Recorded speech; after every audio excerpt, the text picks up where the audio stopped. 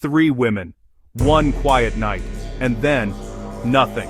In June 1992, Sherrill Levitt, her daughter Suzie Streeter, and Suzie's best friend Stacy McCall vanished from their Springfield, Missouri home without a single sign of struggle. No screams, no forced entry, just gone.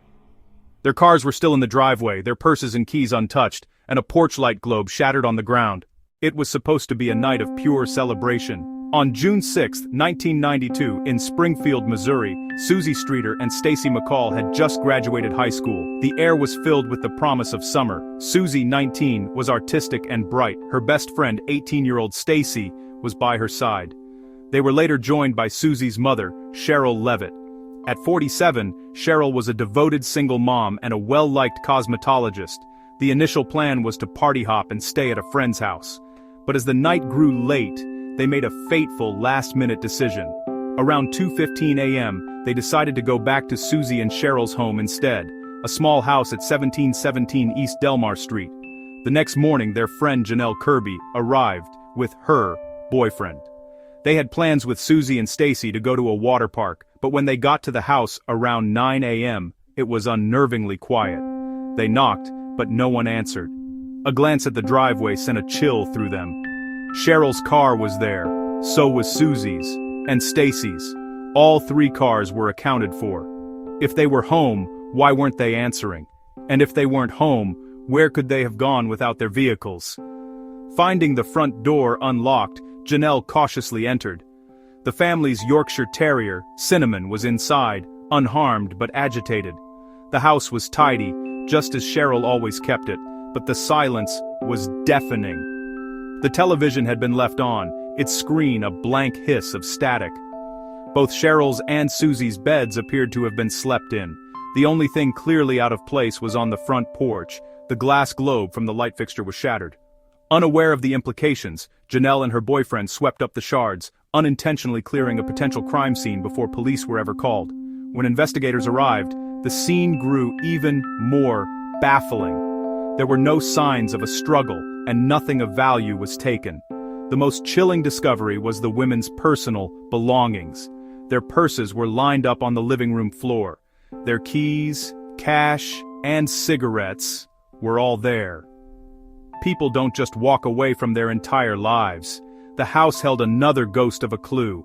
A friend who called that morning later told police she heard a strange, lewd message on the answering machine from an unknown man, reportedly filled with disturbing laughter.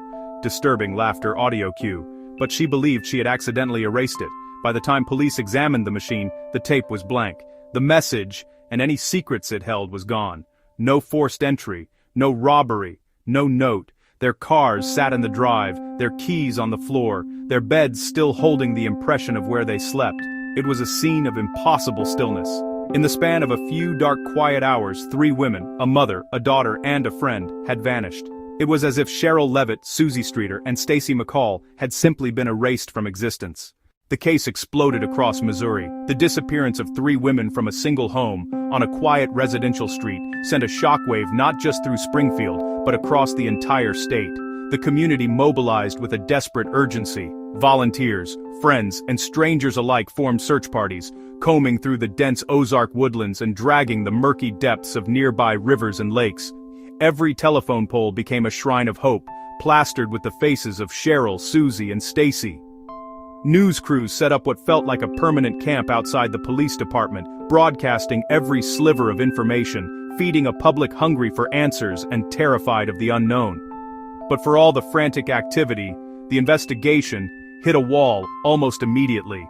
The house on East Delmar Street offered no clues. There were no signs of forced entry, no overturned furniture, no blood. It was as if the women had simply vanished into thin air. Their purses, containing their keys and wallets, were left neatly on the floor. Their cars were still in the driveway. Even the family's small dog was found inside, unharmed but agitated. This profound lack of physical evidence was the first and most baffling mystery. Investigators had a crime scene with no crime, and 3 missing people with no trail to follow. In the vacuum of hard evidence, a handful of strange and disconnected details emerged, fragments that investigators would turn over for decades to come. A neighbor reported being woken by a woman's scream around 2:15 a.m., on the night of the disappearance. Though she dismissed it at the time, it would later become a chilling point of focus. Then, there were the phone calls. The next morning, when friends couldn't reach the women, they began calling the house. One friend reported that someone answered, only for the line to immediately go dead. Another call was answered by a man who made a disturbing, lewd comment before hanging up. And finally, the most enduring image of the early investigation, a mysterious green van. A witness reported seeing a dark green, windowless utility van, possibly a Dodge or Ford, circling the neighborhood around the time the women were believed to have disappeared. The driver was never seen clearly, and despite numerous public appeals, neither the vehicle nor its occupant was ever definitively identified. It became a phantom, a symbol of the unknown perpetrator who had slipped into the night and taken 3 women with him. If real-life mysteries like this fascinate you, stories that chill you because they really happened, subscribe and join our growing community, uncovering the world's most haunting unsolved cases. In a case defined by a lack of evidence, the vacuum was quickly filled by speculation. Over the decades, countless theories have emerged, ranging from the chillingly plausible to the wildly unsubstantiated. Investigators and armchair detectives alike have tried to piece together a narrative that could explain how 3 women could simply vanish from a locked home on a quiet summer night. The absence of a struggle, a ransom note, or any communication created a canvas onto which nearly any fear could be projected. Each theory represents a desperate attempt to find order in the chaos and give a name to the faceless threat that shattered a community's sense of safety. One of the most persistent theories is that the women were targeted by someone they knew, or at least someone who knew them. The clean nature of the scene suggested an abduction carried out with chilling efficiency, perhaps by a predator who had been watching, waiting for the right moment. This person may have used a ruse to gain entry, exploiting a moment of trust. Some profilers believe the crime points to a serial offender, someone with the confidence and experience to control 3 victims simultaneously without leaving a trace of violence behind. The target could have been one of the women, with the other 2 simply being in the wrong place at the wrong time. Other theories point away from a personal motive and towards something more transactional and sinister. Suggestions arose that the women may have accidentally witnessed a crime, perhaps a local drug deal, or some other illegal activity connected to organized crime. In this scenario, their abduction wasn't the goal, but a means of silencing witnesses. The area had seen its share of development, and some have speculated about connections to construction projects, where a remote, disturbed site could provide a perfect place to hide a terrible secret.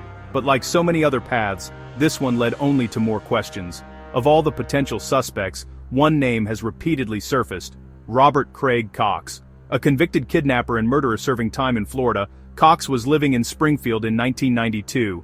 After his conviction for another crime, he began making cryptic statements to journalists. He hinted that he knew what happened to the Springfield Three, claiming the women were dead and would never be found. He allegedly told investigators they were buried in Springfield and that he would reveal the location, but only after his mother's gravestone was updated. When his demands weren't met, he fell silent. Cox's alibi for the night of the disappearance was provided by his girlfriend, who claimed they were at church. However, investigators have publicly questioned the credibility of her timeline. Despite the strong suspicion, no charges have ever been filed against him in this case. The rumor mill churned with other, more sensational leads. One of the most enduring was that the women were buried beneath the parking garage at a local hospital. The tip was so specific that in 2007, a journalist commissioned a private geophysical survey of the area. The ground-penetrating radar revealed 3 anomalies roughly the size of human graves. While the findings were tantalizing, they weren't enough to convince authorities to begin a costly and destructive excavation without more corroborating evidence. Whispers of human trafficking rings and occult rituals also made the rounds, feeding the public's fear but never yielding a shred of proof. Another promising lead that evaporated was the sighting of a mysterious green van. A witness reported seeing a woman who matched Suzie's description being driven away against her will. But the vehicle was never found. In 2007, the house on Delmar Street, the silent epicenter of the mystery, was torn down. The physical structure was gone, leaving behind only an empty lot, and the haunting, unanswered questions that linger to this day. Today, more than 30 years later, the case of the Springfield Three remains one of America's most haunting unsolved disappearances. Every year, detectives still receive new tips, though none have brought closure. Friends and family hold vigils, refusing to let the story fade. Some locals swear the women's spirits linger near where the house once stood, trapped between truth and silence. 3 women, 1 night, and a mystery that's never slept. The Springfield Three vanished, but their story still echoes through time. A reminder that sometimes, the most chilling ghosts are the ones that were once alive. If you have a theory about what really happened, share it in the comments, and remember to subscribe for more unsolved mysteries like this one.